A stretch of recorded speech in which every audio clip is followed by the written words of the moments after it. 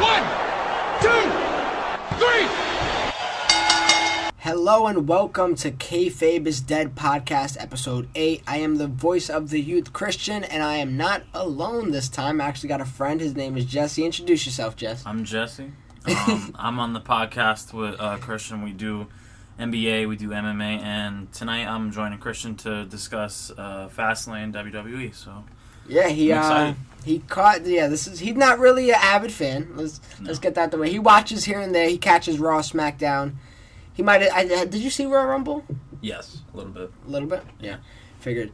Yeah, he's just here to give me an extra opinion. He was decided to show up to my house to catch some of the Fastlane. He saw after the third match. I want to say the first match you saw was Sasha Banks versus Nia Jax, right? Yes. Yeah. He came in that. He didn't see the pre-show. He didn't see the first two. So I'll be discussing those for the main point. And he could throw in some questions. Feel free to interrupt me just whenever you want to. All right, no problem.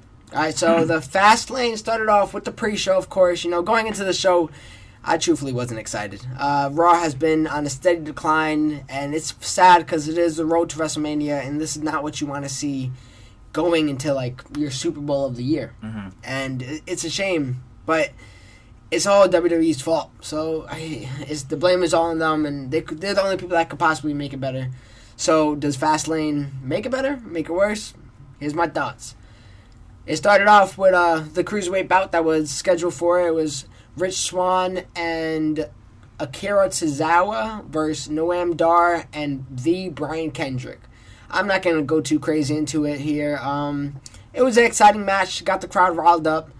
Nothing great or anything like that. It was a Cruiserweight match and how a pre-show should be. Rich Swann ended up pinning Dar with his flip thing off the top rope. I don't know the specific move he calls it, but the faces get the win, as I said, and nothing crazy here. I'm just going to skip to the main card.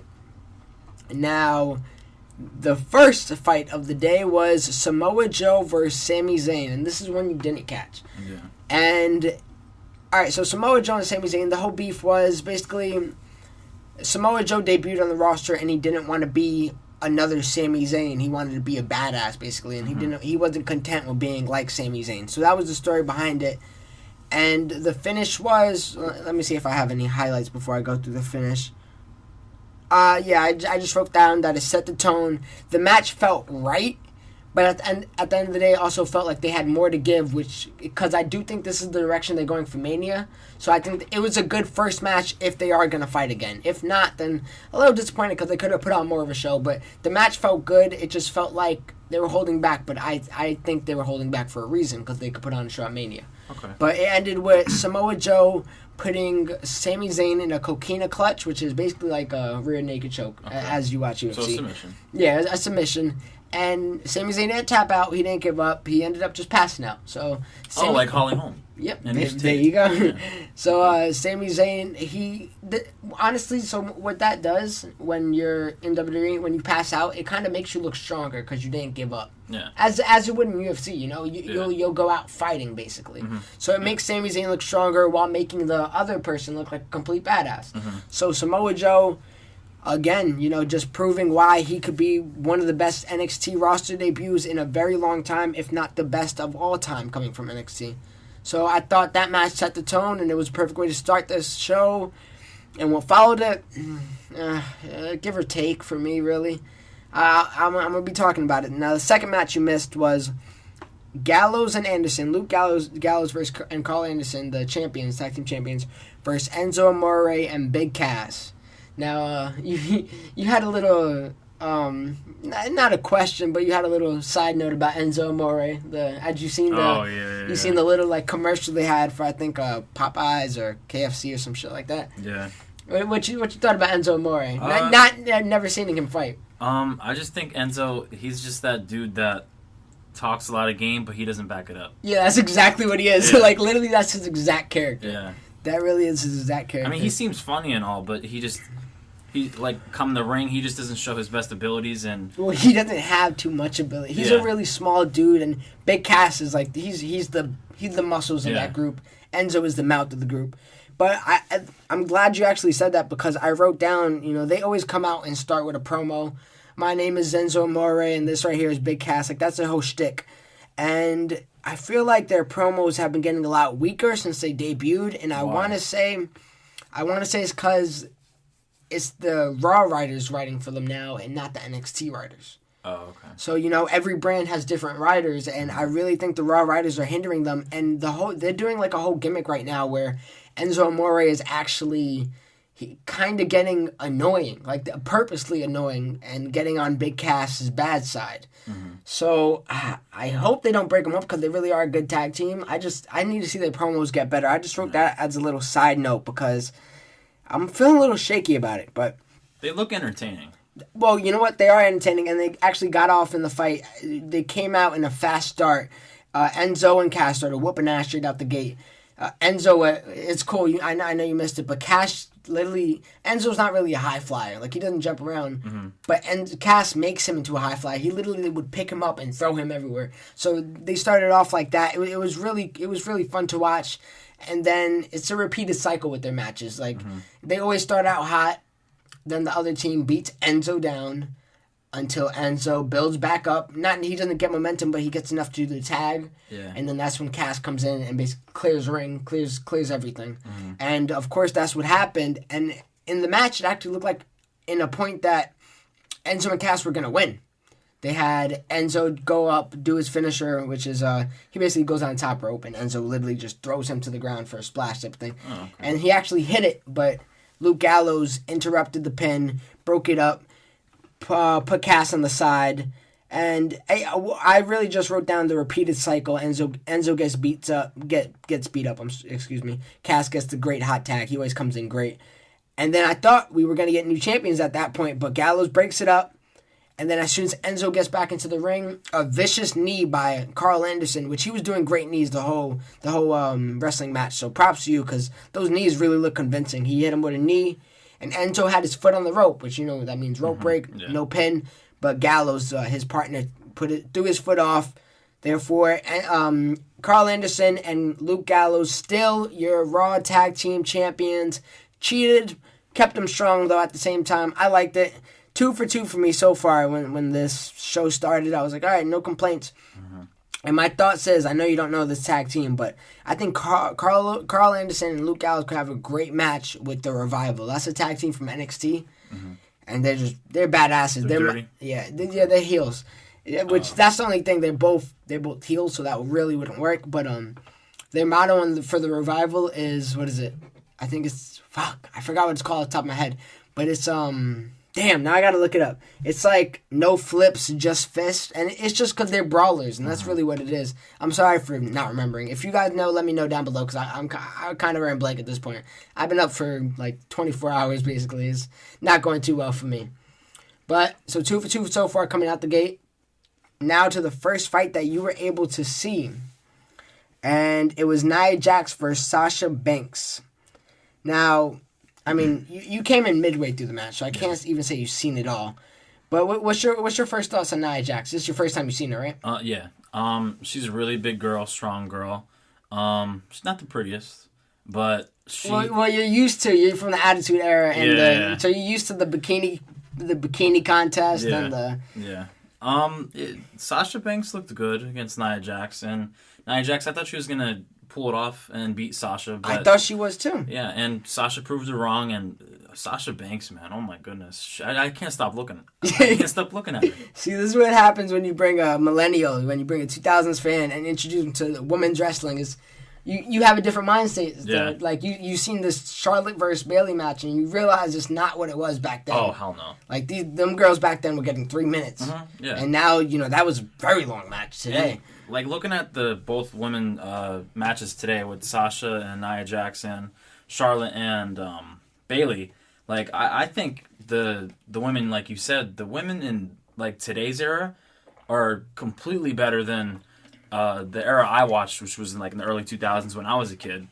And just the women's division now in WWE is so much more competitive. Well, yeah, that's why they brung this whole women's revolution, because at a point it was the Divas title. Yeah. And, it came to a point where they were like, that's kind of degrading us. We're not divas, we're women. Like, can you just consider a woman? Like, there's not the WWE Superstars title. Mm-hmm. Like, that's the class that they're in, but they're women's. It's the men's title, it's the women's title.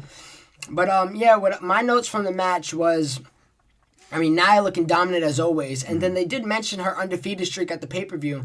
So I was thinking in my mind, how I plot around, I was thinking they could do like Nia Jax for Charlotte streak for a streak, and then maybe Nia Jax beat Charlotte, and Nia Jax's streak was premature. It was 3-0, but her beating Charlotte, she's the streak to beat now. Yeah. So in my mind, that's what I was thinking they could do, and I think they should have done it. I don't agree with Sasha winning. And I understand you got to make her look strong because she's one of your top performers in the women's division. But Nia Jax should be looking like a monster. Mm-hmm. But she did lose to a roll-up, so that makes her seem a little better. I was surprised she got that by pinfall. Mm-hmm. Yeah, we've seen some moves where, Nia Jax had the torture rack, which it's not really a submission. It's just more move to make you feel pain, which, tired. Sasha Banks reversed into... Rear naked? No, it was a guillotine first. Oh, yeah. And then she reversed into a sleeper, which you would consider rear naked. Yeah. And then eventually it ended with the finish of Sasha bridging, getting the roll-up pin. Mm-hmm. So, I can't... Not too much complaints about it, but I would have preferred Nia Jax winning, and that's who I predicted. Maybe I'm just being biased, but that was my first wrong prediction for today. And now, 2 matches that I didn't predict because they weren't on the card. These matches were added on the card, and it was with Rusev and Jinder Mahal. Mm-hmm. And what the storyline behind it was Rusev and Jinder, you didn't see it because you weren't here at the time. It happened in the pre-show. So Rusev and Jinder kind of interrupted Foley, not in his office, wherever the fuck he was at. He was in some weird location just watching the pay-per-view. Mm-hmm. And they're basically saying they got beef with each other, they don't want to be partners. And they wanted to settle the issues. And what Mick Foley said, he was like, all right, well, best of 7, and which is a joke. Cause that's like a reminiscent of Cesaro and Sheamus. That's what they did with them. Mm-hmm. And so, they both at the same time simultaneously said no, which I thought was actually kind of funny.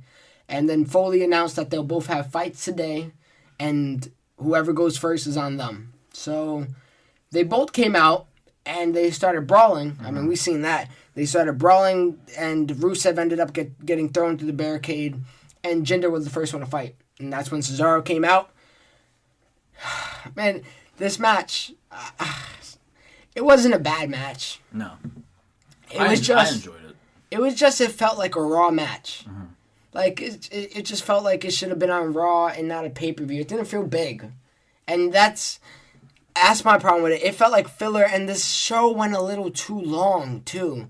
The show ended at 11:05, where sometimes they finish at 10:45. Like, they aim for that 3-hour slot, but since they got the network, they don't have to fill it up, and nor do they have to go over or under. So I just felt like less is more in this case. We're already getting a ton of wrestling. We could have done away with these 2 matches. Not that I had a problem with either of them. I just felt they were unnecessary. Mm-hmm. And Cesaro ended up beating Jinder. And, you're the MMA fan. You've seen Jinder Mahal's body. What you think? USADA knocking at his door? USADA needs to check on that, man. So if you WWE fans don't know who USADA is, it's the people that pop Brock Lesnar. Yeah. Cyborg, John Jones. Yeah. A bunch of other names.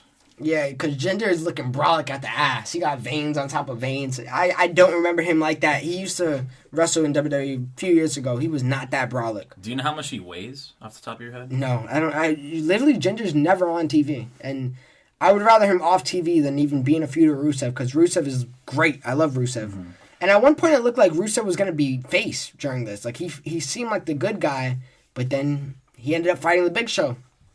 And the Big Show is really a face right now, even though if you've seen the match, he kind of looked a little like on the bad side. He hit Rusev with 3 choke slams. Mm-hmm. Then he hit him with a knockout punch. A knockout punch, right? Yeah. What'd you think of the knockout punch? I laughed because I'm a huge MMA fan, obviously, and just when what's the commentator's name? The main guy, Michael Cole. Yeah, Michael Cole was like knockout punch, and I just literally laughed, and I was like, it's because he doesn't even load up. He literally starts like, I don't know, he already starts with his forearm set, and then he just literally goes 4 inches. Yeah. and then he dragged him out to the center and pinned him, and that was the end of the match. I just laughed at that moment, because that's just, like I said this to you, like I wish they implicated more, like, real striking in the matches. See, you could see that in Brock Lesnar's matches. You could see that in Sheamus. You could see that in Shinsuke Nakamura. I showed you Shinsuke before. Yeah. Those people are considered more strong style, and basically like they're rough. They're no slouches. Like they'll hit you. Yeah, like I remember going back. I remember when you showed me when Brock Lesnar cut up Randy Orton. Yeah, like bad. Well, that kind of wasn't part of the plan. It kind of was, kind of wasn't. It was blurring the lines a little bit. That was, yeah. But yeah, Brock Lesnar doesn't really shy away from delivering pain. He once broke. You remember Hardcore Holly? Yes. Bob Holly? Yes. He broke his neck one time. He literally broke because during the match. Yeah, Hardcore Holly was a big shit talker back then, and he thought he was a badass, and he would always like shit talk the rookies, and at that time Brock Lesnar was a rookie. But if you have two eyes, I don't know why would you want to shit talk Brock Lesnar. Yeah. Especially when he was younger, and so basically in the match, Lesnar did what they call a sandbag, which he picked him up for the powerbomb and basically just dropped him on his neck. Oh. And then after that happened, and the referee was checking on Hardcore Holly, Lesnar decided to kick his neck as well. Oh. Yeah, so that's who Lesnar is. But Hardcore Holly was a jerk as well. He caused plenty of injuries to superstars that were unnecessary. So karma comes around in different ways. But now this guy comes. This is my transition. This guy comes around in different ways because he's a high flyer out the ass. We had the cruiserweight bout. And the Cruiserweights finally stole the show. This is what I would say is the best match of the card. I don't know if you would agree. I liked Charlotte and you liked it? Bailey a lot. See, it got me out of my seat. It's because it had an unexpected victory. Yeah. So I understand that. But this, to me, was the match of the day for me.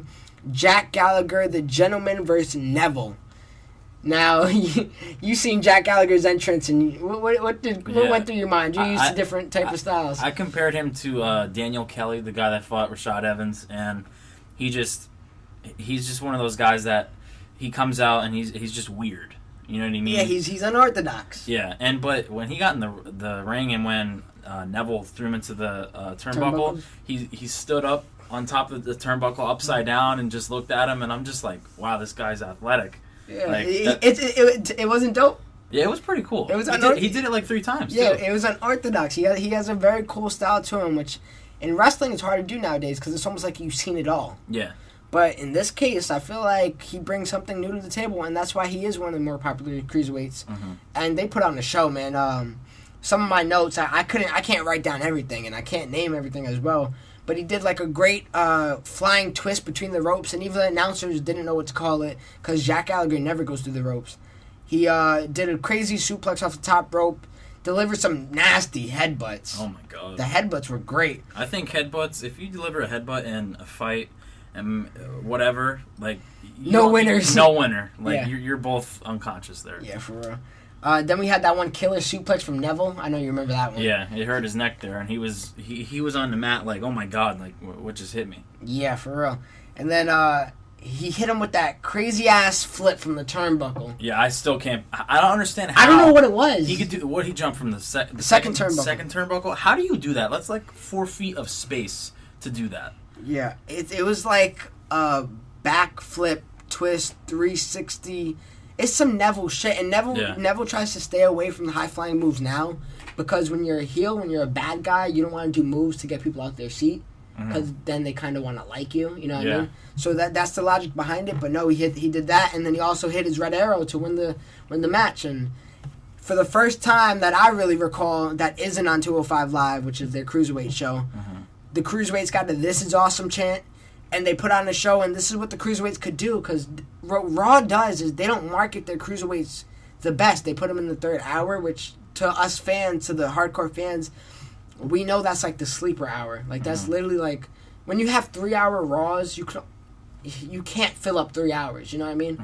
So that's when they put in, at that top of the third hour, that's when they put in like the most, something, and it puts us to bed. And not because we want to, it's because that's just our reaction to it. What do you think Raw could do, or the WWE could do to improve that? Well, in WCW, what they used to do with the Cruiserweights is they used to put them at the top hour because Cruiserweights are fun. They're high flying. They got a nice style to them. Yeah.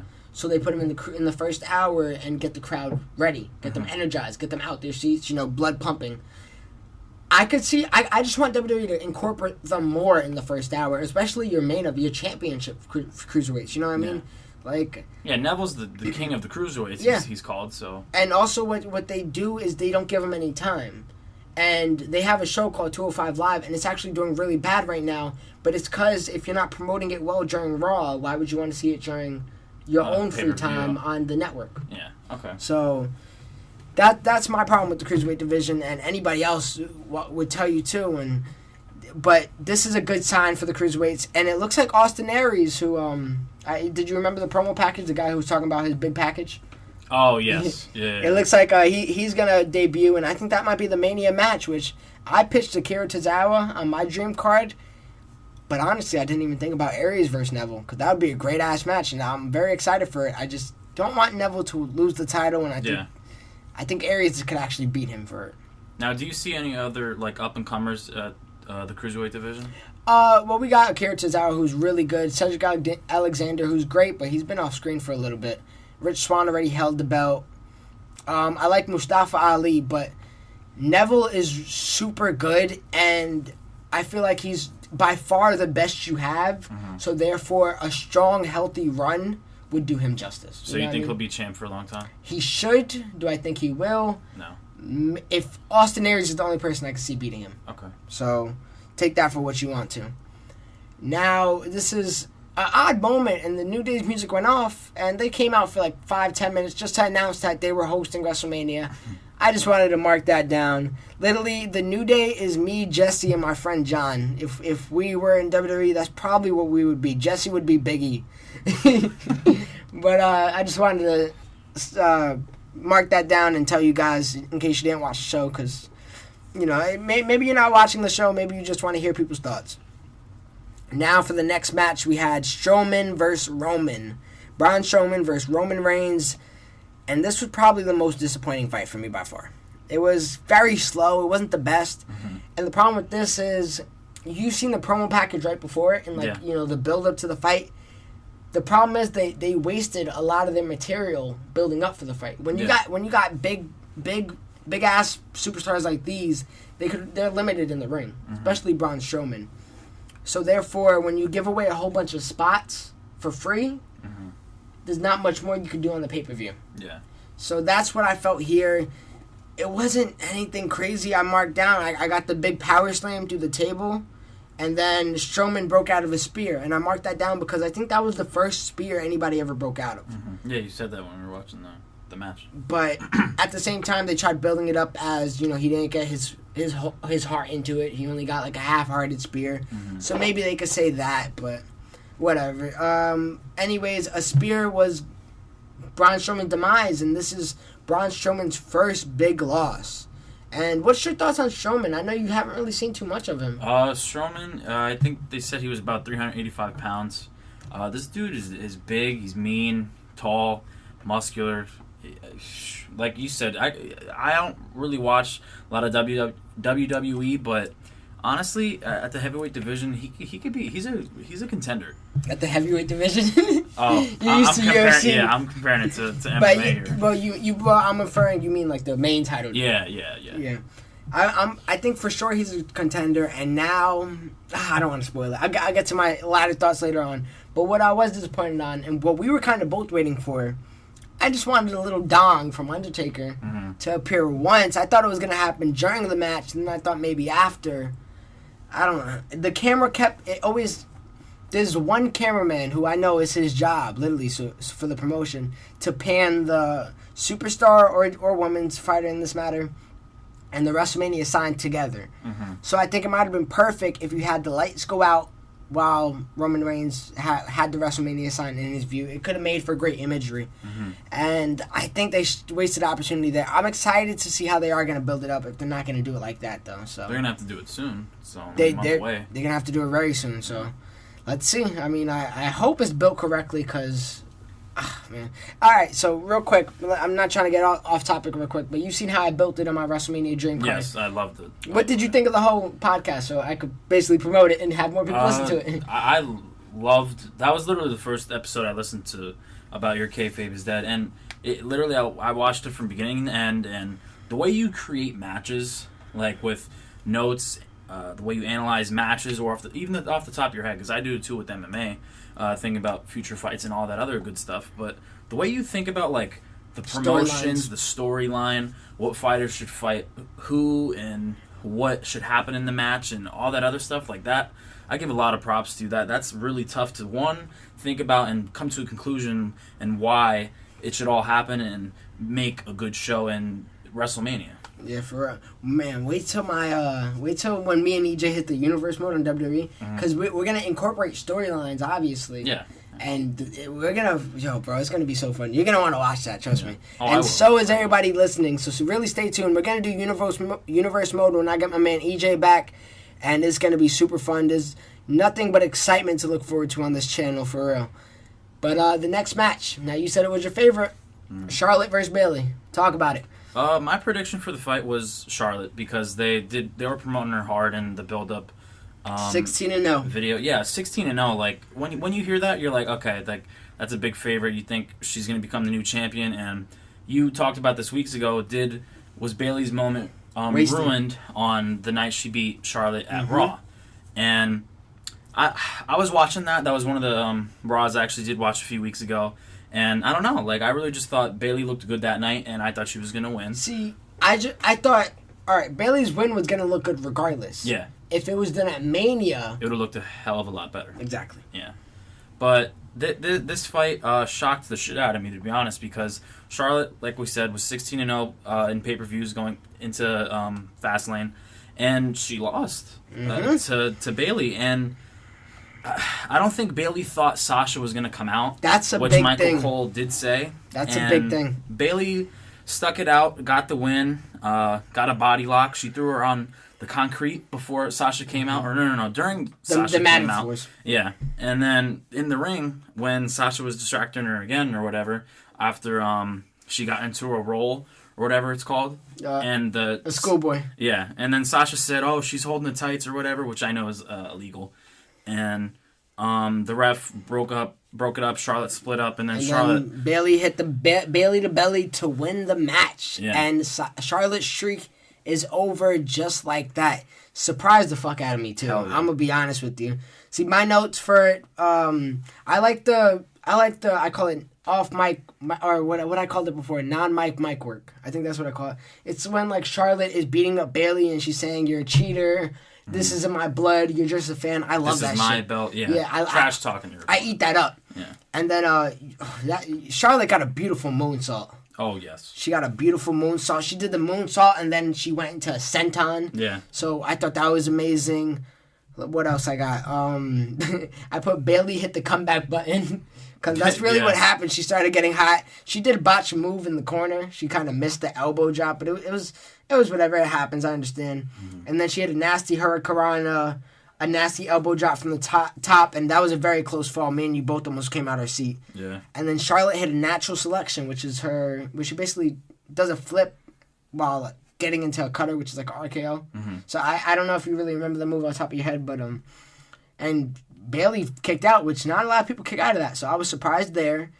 And then that's around the time when Sasha interrupts. And a lot of people problems with this that I'm already seeing on Twitter and whatnot is why wasn't Charlotte or Bayley disqualified for that matter, because Sasha interfered. And now at first I was like, well, I guess Sasha didn't really touch her. Yeah. But she didn't hit her at least. She touched her though. Mm-hmm. You know, that's a big distraction. I don't know. And you know, if it was a heel to do that, the person would be thrown out. So it's a whole bunch of technicalities. It's really how you want to look at it. Yeah. And a lot of people hated this, actually. Really? What I see on Twitter, they think it's a waste of Charlotte's moment being blown. And what I see, I like looking at it half glass half fill type of guy. What I see is tension, soon to be tension between Bayley and Banks. Yeah, you were calling that right after the fight. You thought Sasha was going to turn on Bayley. They had this one camera shot where I thought I could have swore Sasha was going to turn on her. She was like cracking her neck and like her wrist, and I was like, oh fuck, it's going to happen. And for those who I don't want to spoil my Dream Card podcast, but definitely listen to my Charlotte versus Bayley match because it has a good twist to it at the end. Mm-hmm. But man, I thought it was great. I thought I enjoyed it actually. So you know what? I don't mind being the odd opinion sometimes. I enjoyed it. Nothing wrong with that. Yeah, I don't mind being the odd opinion. So a lot of people are gonna hate it, and that's fine because I understand. But me personally, I think it builds up the tension between Banks and Bayley, while also Charlotte's streak had to end eventually. Yes, you could have done it at Mania, but for a long time, Charlotte's streak been this roadblock. That's why this title kept being switched on Raw, because man, they're not gonna win during the pay-per-view. Yeah. So I'm glad her streak is over because it was just holding other fighters back, and I hate that when. The New Day's title run was a great example of that. New Day's title run, they wanted to be the best tag team, and they were. They had the longest streak of all time. But doing that, they buried a lot of talent doing that. You know what I mean? Yeah. And that tag team division is still suffering to recover, so I think they benefited. I didn't want to see Bayley lose the belt again, so I'm very happy she actually retained. Whether you like the finish or not, or the way they did it, you got to be satisfied with Bayley winning. So that's what I see. And now the main event of the evening, Kevin Owens versus Goldberg. What I told you, Jesse, before this fight happened? You said it was going to be no more than 3 minutes. I said 2 minutes. Oh, I thought you said 3. I was wrong. It was 20 seconds, maybe. Yeah. Not even. It might have been like legit 12 seconds. Kevin Owens took about 10 minutes to get into the ring. Yeah, he'll play his mind games where before the bell even rang, he'll roll out. You know, just it got the crowd into it though, because you were ready to see them fight, and then Kevin Owens finally came in. He was all hype and. Break the walls down. I looked at you and I was like, whoa. Like, I wasn't, because Chris Jericho just got murdered the other week. His former best friend came out, and Kevin Owens was distracted. Spear, jackhammer. We have a new Universal champion. See, I get on Jesse all the time for pointing out the obvious, but this time he really pointed out the obvious, and it was great. He said, wow, your Universal Champion is a 50-year-old. And that's exactly what it is. I honestly didn't even have time to write notes for this. Yeah. Literally, the match started, and I was like, all right, well, fuck, all right, it's over. It's over. You know what I mean? Yeah. But Goldberg is your new champion. Do I like it? Do I love it? Do I hate it? Jesse, I'll let you speak on it first.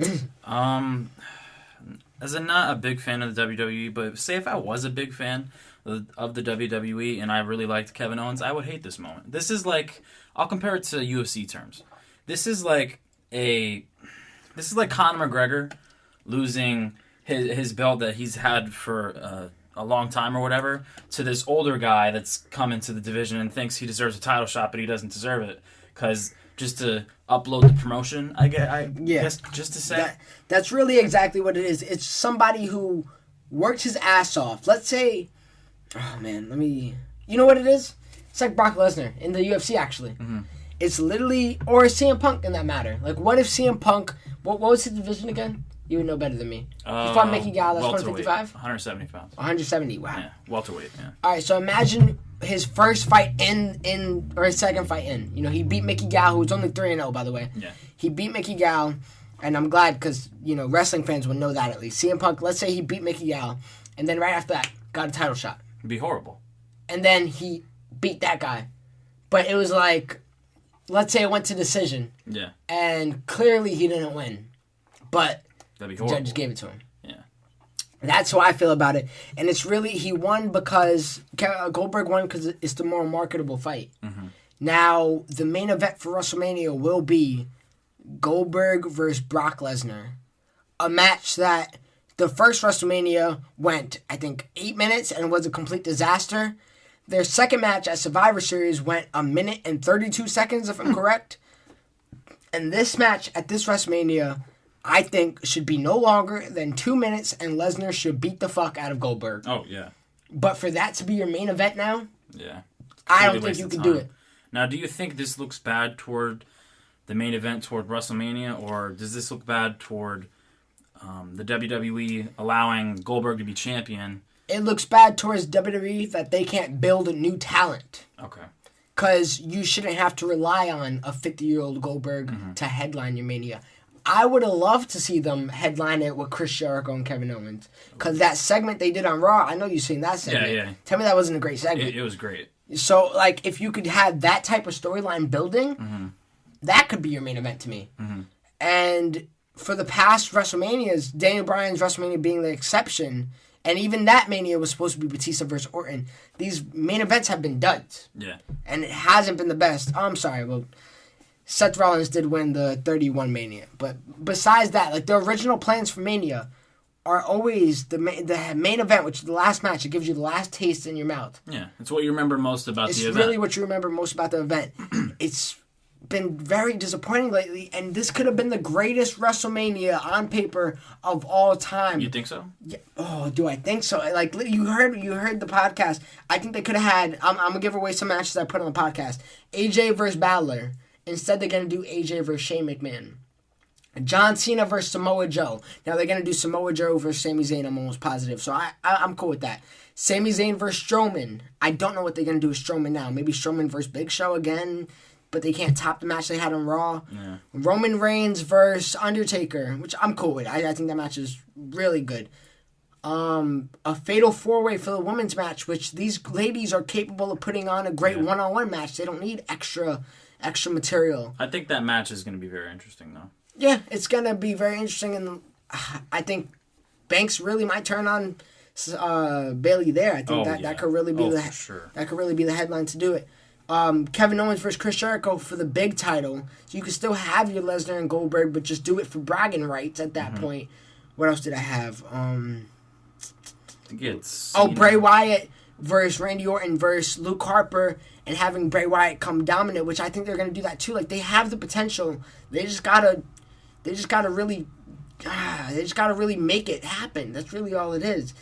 They're making the triple threat for Wyatt happen. They're making the Lesnar and Goldberg was already a guarantee before I even did my thing. So was Undertaker and Roman, basically. It's still in the makings, but it's basically off the books. We all know what's really going to happen. Like, those are all solid matches. Why would you give AJ Styles, who is your best performer, Shane McMahon, as well as it's just a whole bunch of dissatisfaction, and I really hope they do better. And I really hope they pull off a rabbit out of the hat and make it happen and make it work and make WrestleMania great again. That's my opinion. Overall of Fastlane, though, what you thought of it? Your first is probably your first full pay-per-view you've seen in a very long time. Yeah, very long time. Out of a 1 to 10 rank scale here, I'll give it a 8.5. Wow, that's high. Yeah, that's high. I just like when. I don't like it as much as UFC and MMA because MMA is.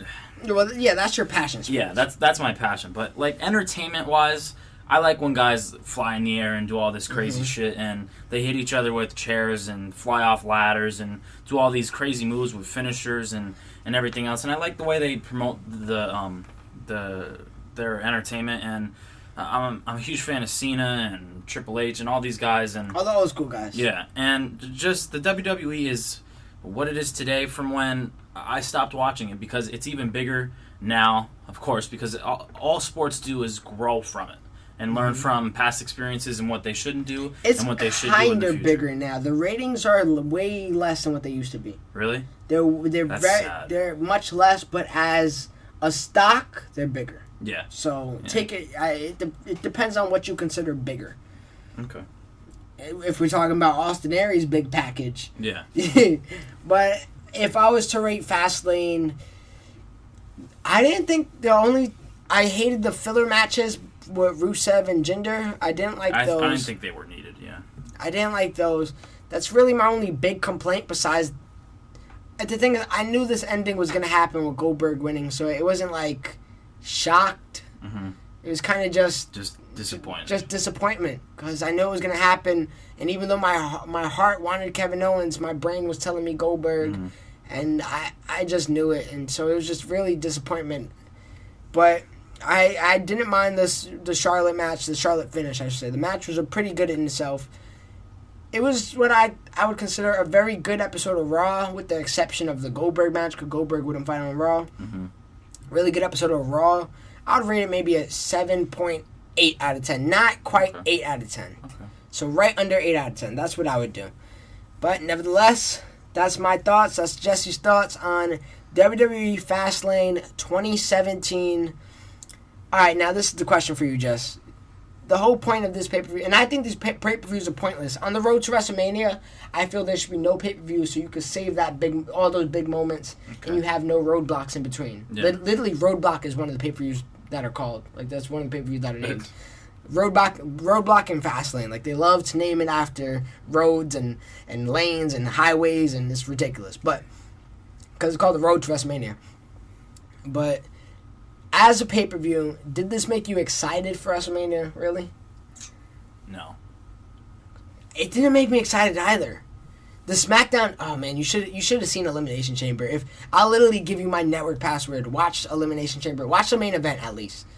Fucking amazing. Okay. Oh my god, you gotta watch that match. Honestly, like if I could pick one match that really got me excited for WrestleMania, and I hope that if I'm free that night on April 2nd, Sunday, I'll come through and watch WrestleMania. Yeah, I don't care, and we'll do another podcast. It doesn't bother me. But the only match that really got me excited for the road to WrestleMania, like they call it, is just that fatal 4-way match between all those girls. Okay, so you yeah, Just I that would one honestly match, agree with you. Just that. That and then the Cruiserweight, just because they showed Austin Aries before, so that's going to be a really good match. You haven't seen Austin Aries yet, so maybe if you saw who he was, you'll be excited for that match. But yeah, I agree with you. Those are the two matches I'm looking forward to the most. They didn't do a good job at building Strowman up. They didn't do a good job at building the Reigns and Undertaker. When are they going to do this? They're going to WrestleMania. I guess on Raw. Or WrestleMania something. is less than 4 weeks. They didn't do it next week. That's cutting it way too close, and I don't like that. I like these storylines being long and drawn out. Like, not drawn out. I'm sorry, long and just planned out to build the hype again for the WWE universe and all the fans and I like it to be a long thing that people. It feels like people discussed it and they found the best possible answer. Yeah. Like I agree to your point. Like the fans of the WWE universe just don't want to watch the match of the day of the match. We love the storyline. We love exactly. the background, which is that. I mean, honestly, that's what the UFC tries to do. Yes, but and they do that in UFC Embedded series all the time. I watch all those episodes, and they do a phenomenal job with it. We love storylines in sports in general. Oh, of course. With the Cleveland coming back, with Cleveland Indians losing, with the Cubs streak of losing being over, all these things. We love the storyline. It's sports. Underlying the sport itself. Yeah. So, WWE, please don't fuck up. Please don't fuck up. I think they're doing a great job with SmackDown. I don't know how much SmackDown you get to catch. But, I mean, let's try to watch more episodes. See what you think about Raw and SmackDown. I'm definitely going to watch Monday Night Raw tomorrow. I'm on spring break. I'm off this whole week. So I got a lot of time to catch up on stuff. I'm unfortunately not. I got an 8 a.m. tomorrow, so this is going to be the end of this podcast. It went a lot longer than what I thought it would be. 45 minutes. Oh, wow. Yeah, for real. That was a good episode. But, yeah, really. Thank you for coming on. Yeah, no problem. So, guys, let me know what you thought of Fastlane. What would you rate it? Did you like that Sasha moment? Do you like Goldberg winning? I sure don't. I didn't. What was your favorite match of the day? Do you like me having another partner on the show? It's hard sometimes because I usually record on Wednesdays, but I definitely wanted to get this one out for you automatically and have it up first thing in the morning so you guys got something to listen to while you're working out, on your way to school, whatever the case may be. But with all that being said, guys, you can catch us on all of the above ENT on SoundCloud, YouTube, iTunes. You can find us there. We have an MMA podcast with Jesse, NBA podcast with Jesse, and WWE podcast, which is usually solely I. But today we have Jesse. We have some episodes with EJ, my man. So definitely be on the lookout for those. Guys, try to check out that WrestleMania podcast, please, because it's doing really good so far, and I want as much criticism and feedback as possible. With all that being said, thank you for listening. Have a good night. You too. Bye.